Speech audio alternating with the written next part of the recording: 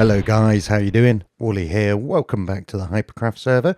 Um, yes, Villager Breeder. Did some work on it between episodes. Not entirely certain I like the result. I may well go and rework that at some point. Kind of looks like a water tower with a hat on.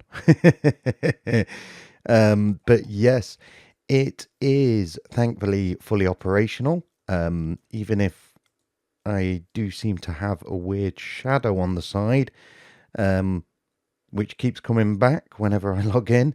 Um, don't know what that's all about. Might be to do with the snapshot we're running, which is 14W05B.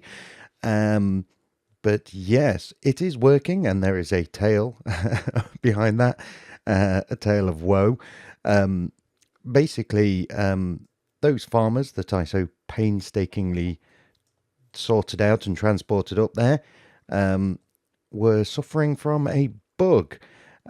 Basically, I don't know if this has been fixed subsequently. The bug in the bug tracker is marked as resolved, so hopefully other people won't have this problem. But basically, the farmers, because they'd been like generated, born, if you will, um, previous to the snapshot where the whole farming of wheat and carrots and potatoes and whatnot became a thing, um, they would harvest the crops, but they wouldn't actually pick any drops up. So they would be unable to plant any more and they'd be unable to eat and they wouldn't breed. So I spent an awful long time manually breeding those by trading with them until I'd replaced them with newly generated villagers. And it took a long time because I wanted to go for 4 farmers. In the end, I settled for 3 farmers, and I think it's a priest up there. But that's okay. The farmers will feed the priest, and that will make him able to breed. So it is working now, and we can hop down here and have a look. So if we come down here, we have a tube full of villagers. Haha. Beautiful. Now, I have installed, there's not enough in there yet, but I have installed a cut-off system for this. And basically what happens is I mentioned this weighted pressure plate last episode. I'm now drawing a comparator signal off through the slime block that it's on. And when there are enough villagers to power all 3 redstone dust, this torch stack will flip, retract a piston, and release some lava into the tube, which will get held up by this sign. And any more villagers that come through will die, which is good stuff. And because I know I will get comments on this because I've had it in the past, I'm just going to address a point about this. And I have tested this very recently in creative. Basically, there's a kind of a myth that if villagers die through environmental damage and you are nearby them, then it will affect your reputation with them. And from my testing, this is not the case. I went into a test world, gave myself 64. I spawned a villager in captivity, as it were, and gave myself 64 villager spawn eggs. Put myself into survival because I know that even if you manually kill a villager, if you sword them, if you're in creative, it won't affect your reputation. So I went into survival and then I spawned 64 villagers with those eggs straight into lava. And at the end of it all, I was still able to trade with the one I had in captivity. So, yeah, it's a myth. Your standing, your ability to trade with these guys is not affected by environmental damage, no matter how close you are. So this is all good. So today we're going to sort out what we're going to do with these guys. So first of all, let's explain. Oh, I put the window in as I said I would. It's quite nice to be able to look out. So yeah, let's go through like my thoughts on what I want to do with these guys. Firstly, I want to be able to separate out the farmers because the farmers are useful in that they have an action now. I'm going to need them to build automated farms. So I want to be able to put the farmers in a place separate from other villagers. And then other villagers, I'm going to want to be able to either kill or drop off into trading booths. And in those trading booths, I want to have the option to pick them up or kill them. And the farmers, I want to be able to pick them up so that I can transport them off to other places. So, yeah, that's what we've got to do. So, let's have a think.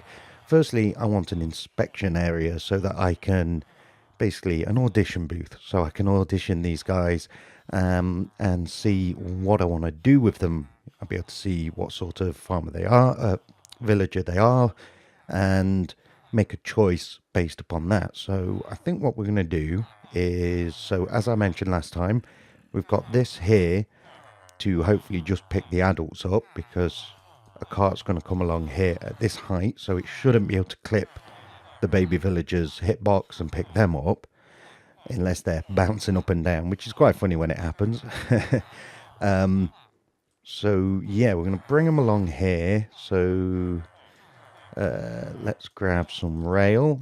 In fact, also some power rail. Yeah, so I've cleared out this big area here and also an area down here for wiring, just to mention. So let's bring them along here like this. And then if we do that, oh, that's lucky. Right, so they should come along here and stop. So we're going to want some sort of selection panel to enable us to basically decide, say, oh, you're a farmer, or you're a bad villager, I want to kill you, or you're a pretty good villager, I want to put you in a booth. So we're going to want a button and maybe some sort of display. I think I might use a three-way T flip-flop for this because we've got three options there. So that might be a thing. Might be able to put a button here and maybe a display in the floor. Yeah, that might do. Then what we're going to do is we're going to use a new snapshot feature. Probably need more of those. We're going to have basically like, let's see, that there, like this. So we're going to be able to fit quite a few of these guys in. I'll bring this round the corner. Like that. Probably round that way. I might bring this forward. So this wall here is the flower lab. So I can't really go any further back than that. Whoops. I guess what I could do is have the walls made of these slabs like I have done in most of the other areas down here. So it would fit the theme, and it would mean I can utilize this wall all the way to the back. That's probably what I would do. Anyway, so yeah, we're going to have those there like that, and then I figure let's grab some of that. So I've played around with these things, and they will basically drop if it's carrying a mob, it will drop a mob basically up to one block around it away, up to one block away from the cart, not the activator rail, the cart. So the cart's actually going to get activated as it hits kind of just here. So it's kind of, it'll be able to hit here and here. It's a bit tricky because it will like drop a mob like right in the middle there. So, but what I'm hoping we can do is basically do something like that. No, that's not going to work. something like this.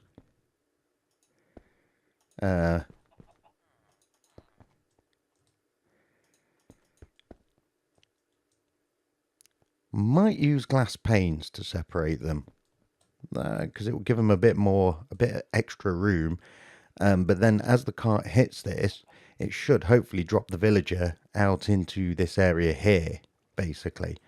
That block, just there. And then we can repeat this cell right here. So we'll drop them here, and here, and here. And so on round. And one of these will be for farmers, and it'll get completely rammed full of farmers, and the rest will be for individual villagers. So let's think about logic. Basically, if I select this to be a farmer, then let's see, because the farmers are the ones I'm most definitely going to want to move to other places in the base. So I'm probably going to want to maybe have them right on the end so that I can pick them up and run rails down here and move them off somewhere. Yeah, okay, so if I hit farmer, I'm going to want all the activator rails off until it gets to the end. If I say death, I'm going to want... How am I going to kill these guys?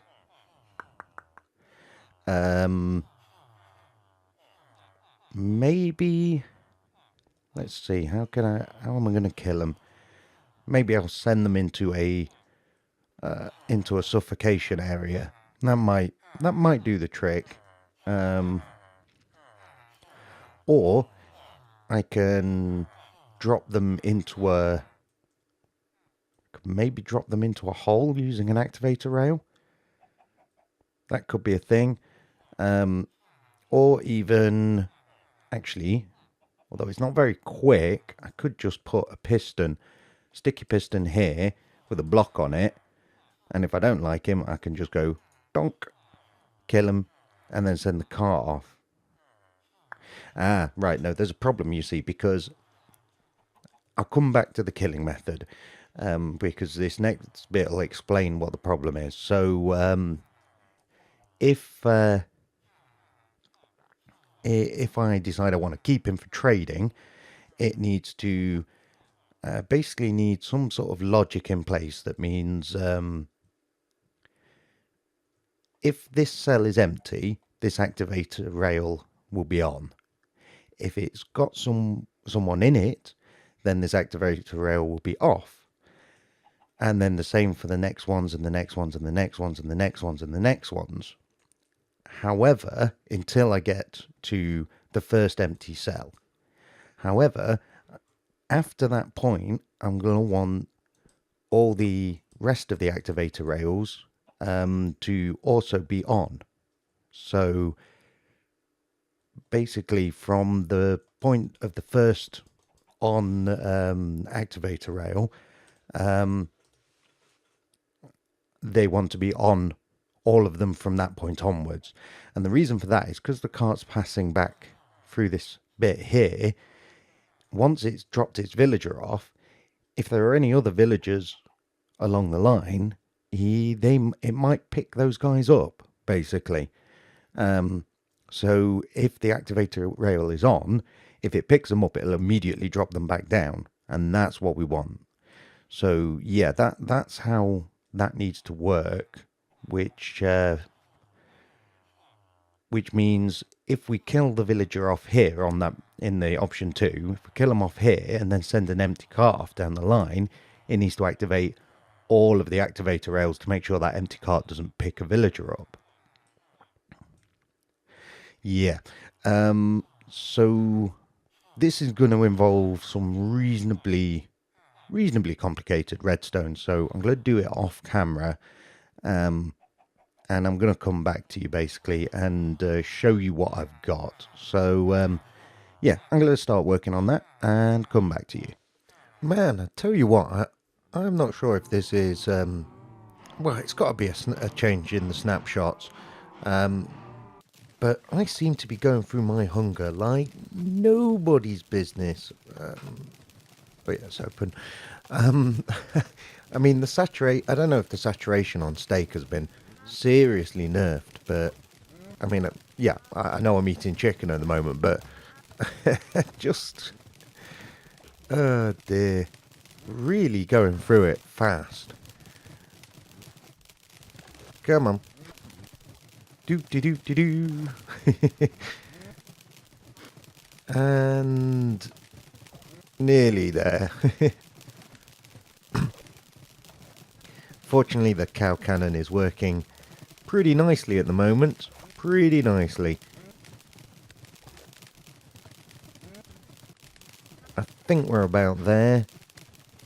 Cool. Let's clear the guys who don't want to go that way. Fire up!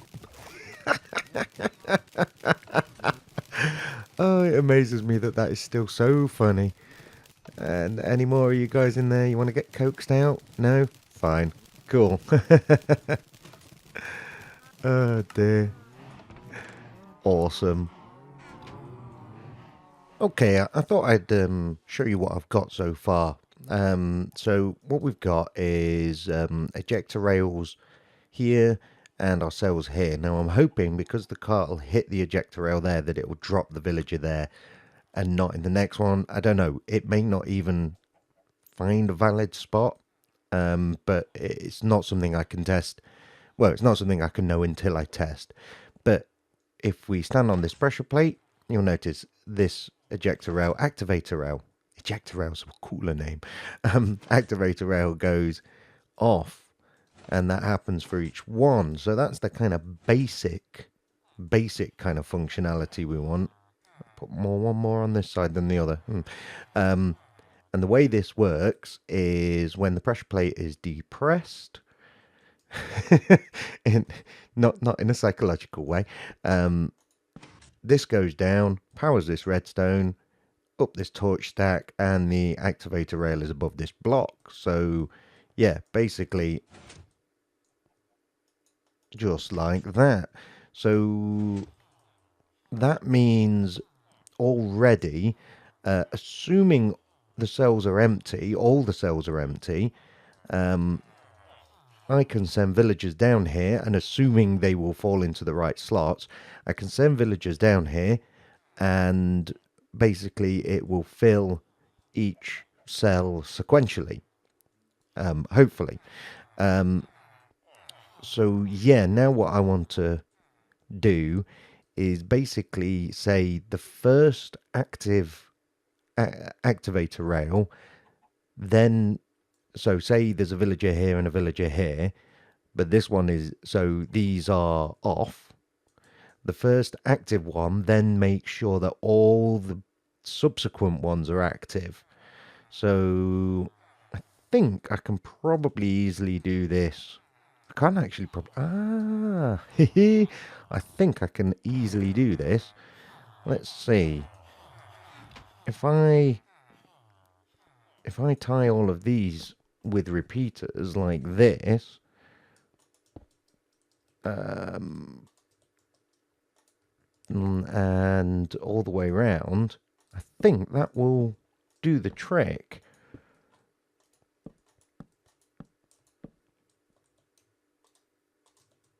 If that works, that's a lot easier than I thought it was going to be. So basically what I want to do, let's see. Have I got any levers? Do. Hello, come on. Right. So, okay, say there is a villager here. There's none here, but there's a villager. Let's see. Villager here means all of the ones get active. No, that's good. That's good. And then that fills up, and then that fills up, and then that fills up. But then say this guy in some manner, oh come on, in some manner I get rid of him, which I'm not sure about how that's going to work yet. Oh, server's being very laggy. So I get rid of him. So this is now inactive. Let's see. That means, no, because these guys are now forcing him to be active. Okay, I'm gonna have yeah, the logic. So because there are villagers here, it's now forcing this to act as if there's a villager here.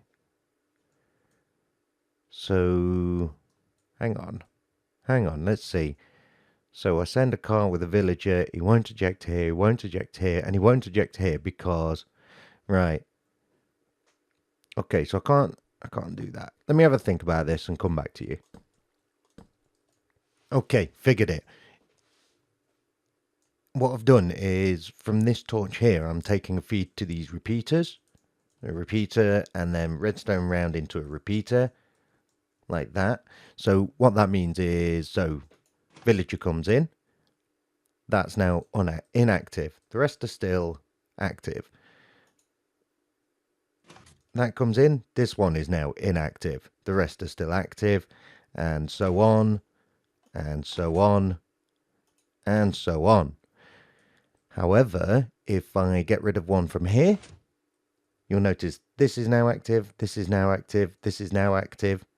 Even if I put this down, this is still active. So that basically means after the so basically if we count this direction here as going onwards, because that's the direction of cart travel, from the first activator rail onwards, they will all be active. And that will mean even if there's a villager here, after the cart has dropped its villager here, it can't pick up anymore because they should just be dropped straight back out. So that's awesome. Next thing is, and I've figured out what I'm going to do for the whole killing them.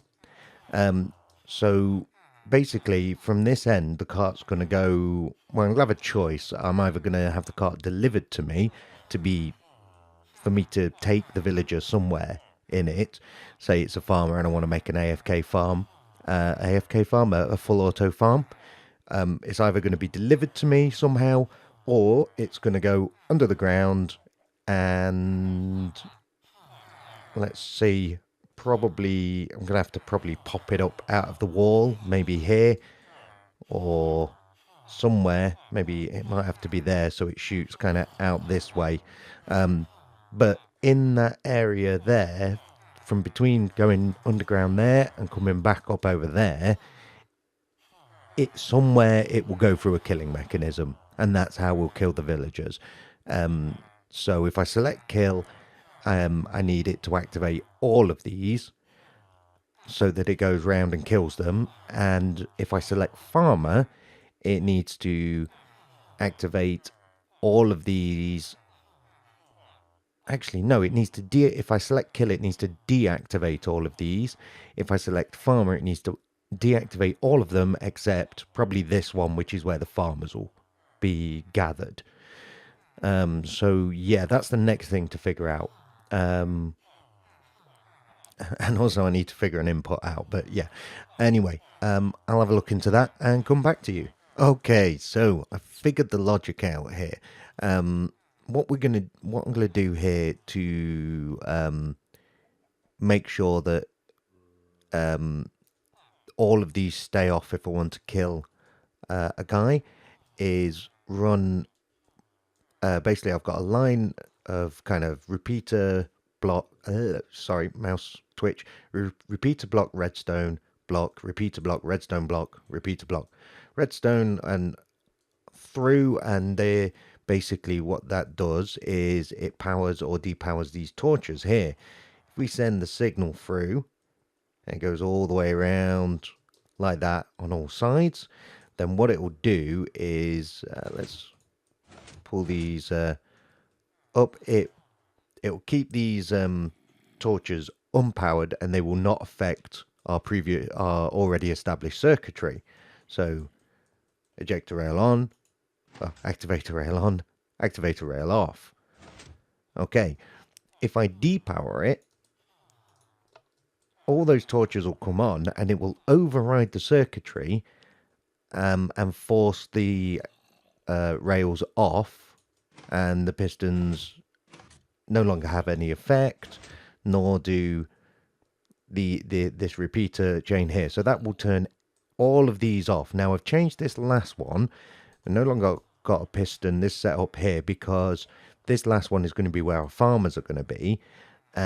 So I don't want it to detect, and in fact I'm just going to pop that out so it drops its pressure plate when the server decides not to lag. We're having some problems at the moment. So it doesn't matter if there are or are not farmers in this last one. I don't. Basically, I say drop a villager off here or not. Basically, so it's kind of manually controlled. So the way that's going to be done is through this line here. Okay, which oh my goodness, when you power that, it will turn this torch off, turn this torch on. And vice versa. So, but also when we're in kind of normal drop off mode, by powering this line, this will be on. Um, this will be on to eject villagers because the cart should be empty by the time it gets to this point. So it will probably try and pick farmers up. So I want them to be immediately ejected. However, if we pop all of these guys, all of these guys down, if I've done my figuring right, yes, if I've done my figuring right, and I have, when we pop all of these down, this goes off. And that's because when all of these are down, those repeaters at no point does this bottom line activate. And that means if we try and store a villager and there are no booths open or vacant, then it won't just drop it in the farmer booth. So that is the logic all done. So basically, what it's all controlled through these two lines here. If this is on, why is this? Oh, I know why it is. It's because this repeater's powering it. So let's just do that.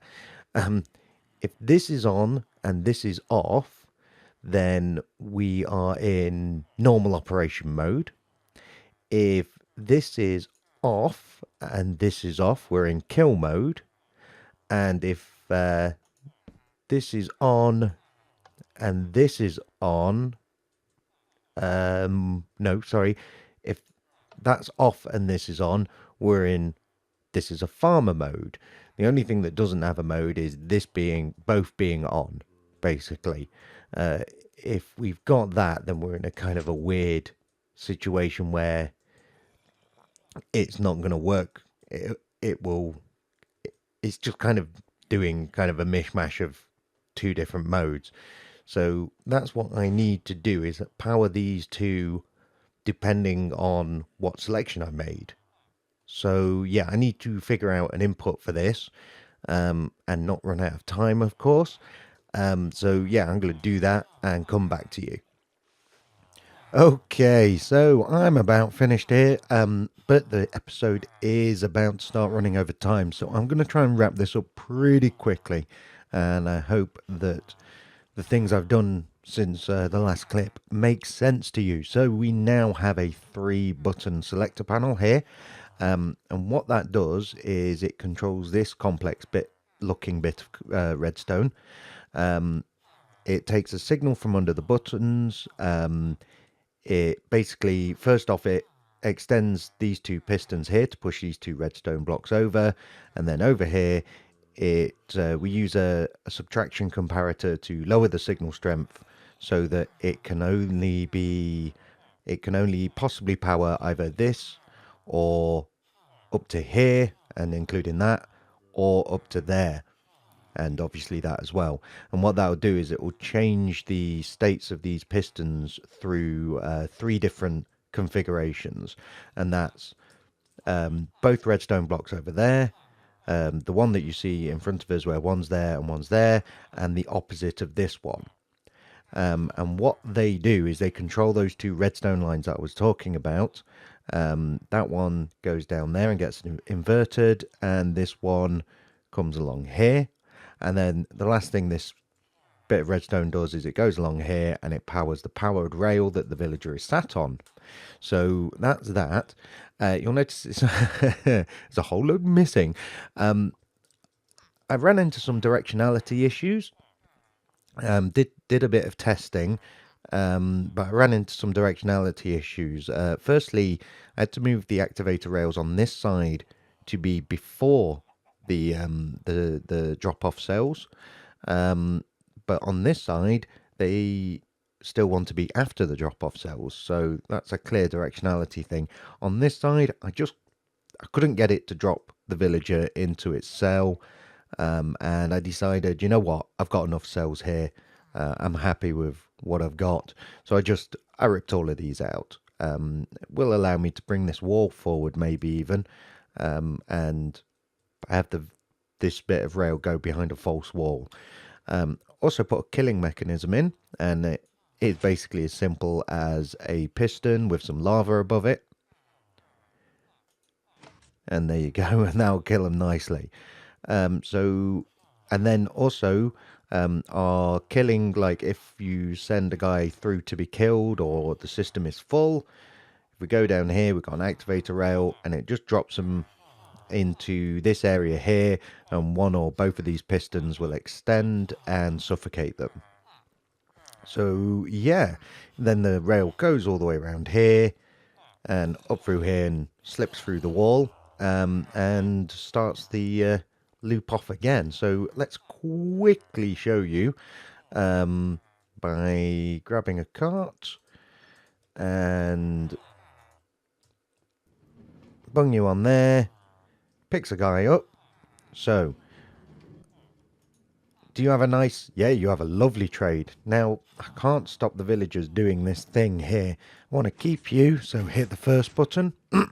Yeah, when they're doing this walkie thing at the moment, I just have to do that. I need to figure a better way of kind of pinning them in that corner.